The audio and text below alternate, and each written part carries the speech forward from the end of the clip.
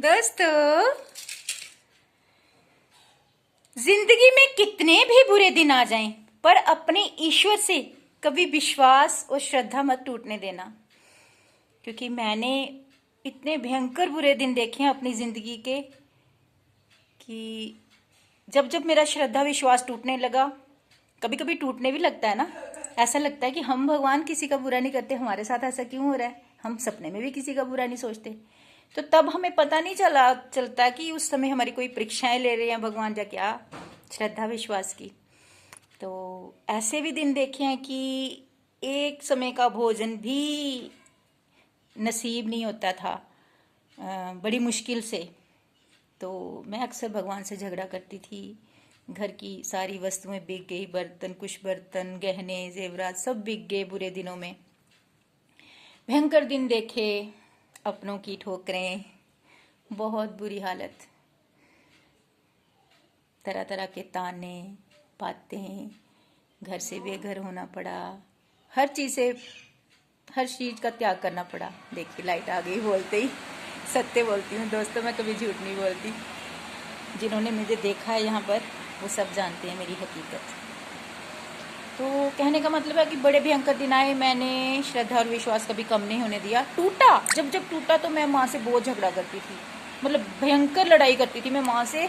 जो मन में आता था ना बोल देती थी। मुझे खुद भी नहीं पता कि माँ को मैं क्या क्या बोल देती। हो सकता है गुस्से में कुछ अपशब्द भी बोल देती होंगी। कि मेरी फाइट हमेशा भगवान से चलती थी। मुझे अपना कोई और दिखाई नहीं देता था दुनिया में भगवान के सिवा। तो मेरा कहने का मतलब है जितने मर्जी बुरे दिन आए, श्रद्धा विश्वास कम मत होने देना, अपनी मेहनत को कम मत होने देना। और भगवान एक ना एक दिन जरूर फेरते हैं दोस्तों, जरूर फेरते हैं। बस श्रद्धा विश्वास और अपने कर्म धर्म से कभी मुख मोड़ना नहीं, कभी नहीं मोड़ना मुख। ये मेरा अनुभव है और मैं अपना अनुभव बता रही हूँ आपको। मैं किसी की सुनी सुनाई बात नहीं बताती, देखी दिखाई भी बता, मतलब अगर कुछ देखा है मैंने या अनुभव देखा है या खुद किया है वो बता देती हूँ, ऐसे नहीं। और आज भी दुखों में क्या दुख, तो देखिए आज भी हैं, बहुत हैं दुख। मेरे जैसे दुख भगवान करे किसी को ना आए संसार में। पर हाँ, जब मुझे पता चलता है कि ये दुख मेरे नसीब के नहीं है, किसी ने जबरदस्ती मेरी जिंदगी में दुख डलवाए हैं, तो फिर मेरे मन से बद्दुआ निकलती है कि ईश्वर अगर मेरे साथ किसी ने किया तो वही चीज उसके ऊपर रिटर्न टू सेंडर हो जाए 1000 गुना होकर। मैं किसी का बुरा नहीं करूंगी, मैं किसी से बदला भी नहीं लूंगी। लेकिन अगर मेरे को नाजायज किसी ने सताया है ना, कई तरह से